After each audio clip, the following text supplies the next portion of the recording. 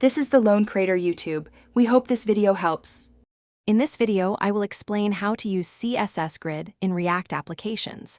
We'll cover setting up your grid container, placing items, and creating responsive designs. Understanding these concepts will help you build flexible and organized user interfaces. This powerful layout system is perfect for modern web development. Let's dive into making your React layouts more powerful and adaptable. To begin, make your parent component a grid container by applying display grid in its CSS. Then, define your grid structure using grid template columns and grid template rows.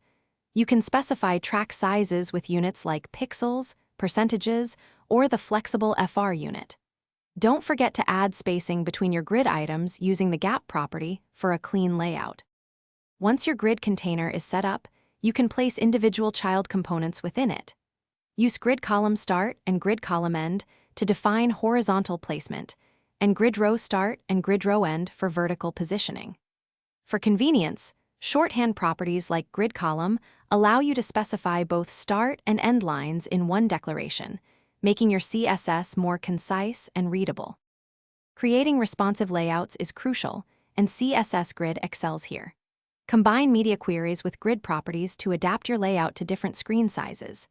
Utilize functions like repeat and min-max to create flexible track sizes that adjust automatically. For truly dynamic columns, employ autofit or autofill alongside min-max to ensure your grid items arrange themselves beautifully across various devices, from small phones to large desktops. Thanks for watching. Consider subscribing if we helped you.